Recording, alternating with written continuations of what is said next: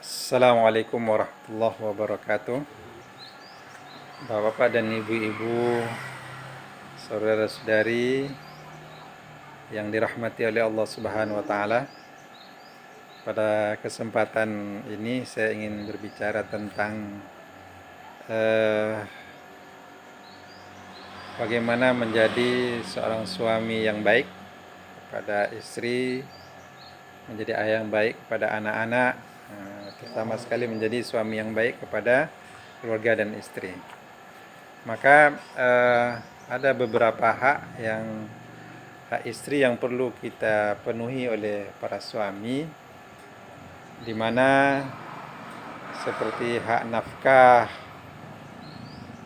itu adalah kewajiban suami yang harus ditunaikan oleh suami dengan kesungguhan, dengan cara yang baik gitu. Jadi yang kedua juga mungkin yang belum perlu menjadikan perhatian oleh para suami, oleh sebagai penanggung jawab keluarga gitu adalah sang istri bukan hanya sekedar ingin perlu mendapatkan nafkah secara fisik, dapat pakaian, dapat dapat rumah gitu, tapi juga hal-hal yang sifatnya psikis dan juga perhatian ya, secara perasaan ya. Maka sang istri juga perlu mendapatkan perlakuan yang sopan, perlakuan yang baik dari suami.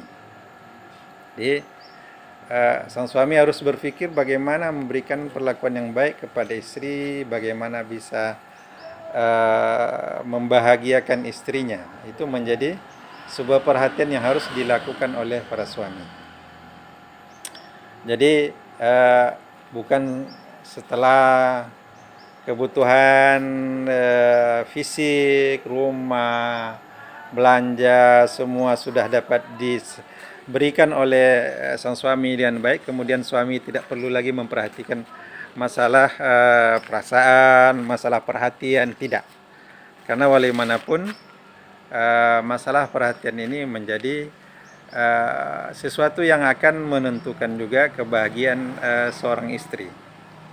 Maka istri perlu diperlakukan dengan lembut dan sopan, perlu mendapatkan perhatian gitu ya, sehingga mewujudkan keluarga yang mawaddah warahmah insyaallah.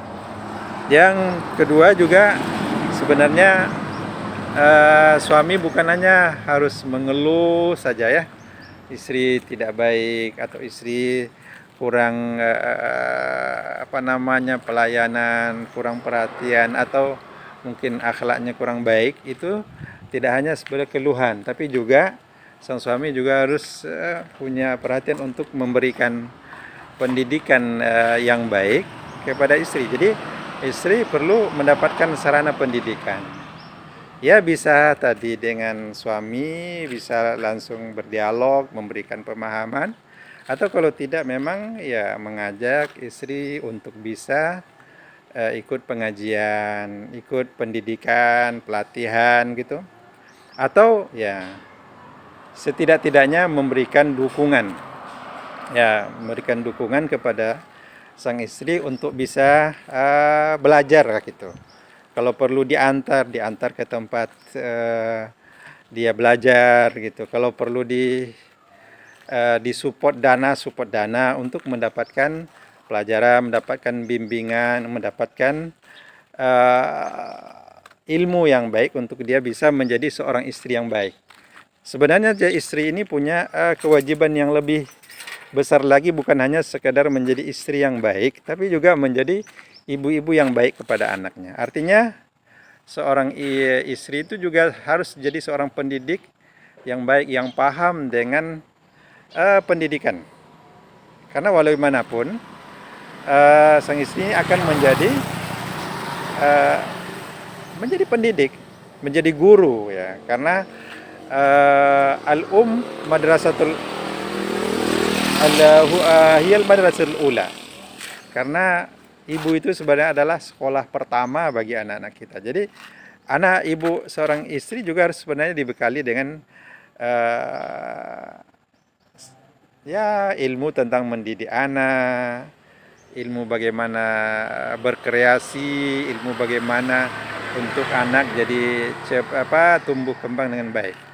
Jadi sang suami bukan hanya sekedar memikirkan hanya untuk kebutuhan fisik, makan, minum saja, tidak. Kedua juga, sang suami juga punya kewajiban sebenarnya kepada istrinya untuk bisa menutupi kekurangan. Jadi jangan sampai nanti sang suami bukan menutupi kekurangan istri, tapi justru membuka aib istri apalagi sekarang ada WA, ada di Facebook, ada di Instagram dan sebagainya. Jadi media sosial dibuka keburukan istri atau sebaliknya ya. Tapi yang sekarang kita bicara tentang suami dulu lah. Tentang suami membuka kekurangan istrinya. Padahal ya istrinya mungkin sudah berbuat banyak, melakukan kebaikan-kebaikan untuk dia gitu. Tapi dianggap tidak sempurna. Cuma yang mungkin jadi kepada para suami yang jadi catatan adalah kapan kita akan mendapatkan istri yang sempurna. Artinya kalau mau mendapatkan istri yang sempurna begitu ya kapan? Kapan gitu tidak akan ada. Karena memang masing-masing kita punya kekurangan, tapi pasti bahwa di balik kekurangan seorang istri ada kelebihannya. Begitu juga sebaliknya, di balik kelebihan seorang istri pasti ada nilai kurangnya. Itulah yang kita berusaha untuk saling menyempurnakan, saling menutupi. Jadi kalau masalah bahasa yang lebih ini ya, untuk keluarga ini, hal yang sifatnya yang dibicarakan di dapur tidak usah dibawa ke ruang tengah. Hal yang harus dibicarakan di kamar nggak usah dibawa ke ruang tengah ya. Hal yang hanya bisa untuk dibicarakan di ruang tengah jangan dibawa ke ruang depan, ruang tamu. Nah, hal yang kadang harus dibicarakan di rumah tidak perlu kita bawa ke keluar rumah gitu. Ini batas-batas yang perlu sebenarnya oleh suami perlu dipahami. Jadi jangan sampai nanti kita memburukkan istri kita, rasanya puas kalau sudah memburukkan istri. Padahal istri ini kan bukan hanya perasaan dia aja yang perlu kita pertimbangkan. Kenapa? Karena kalau sempat ya kita sudah punya keluarga, punya anak, maka istri itu dia punya anak, kita punya anak, dia gimana nanti kalau ibunya dihina-hina atau dibawa keburukannya. Kemudian juga dia punya ayah, punya ibu, punya adik yang harus dijaga perasaannya oleh seorang suami. Jadi jangan mudah untuk membuka aib keluarga gitu. Ya kalaupun apa tahan-tahan lah, karena juga dalam Al-Quran disebutkan wa'ashiruhunna bil ma'ruf fa in karihtumuhunna fa asa an takrahu syai'an wa yaj'alallahu fihi khairan katsira. Wa'ashiruhunna bil ma'ruf. Ashiruhunna bil ma'ruf artinya bergaullah kamu dengan istri kamu secara ma'ruf, secara baik dan secara pantas. Kemudian kalau kamu membenci sesuatu pada istri kamu, maka barangkali nanti Allah akan menjadikan kebaikan pada sesuatu yang kamu benci itu. Jadi perlakuan yang baik kepada istri harus dilakukan oleh suami dengan baik. Jangan sampai sang suami justru puas ketika memburuk-burukan istrinya. Ya, ada hal yang trik yang paling ini ya as-sabru, kesabaran dalam menata keluarga. Dan ingat bahwa sebenarnya yang perlu diingat oleh suami itu adalah bahwa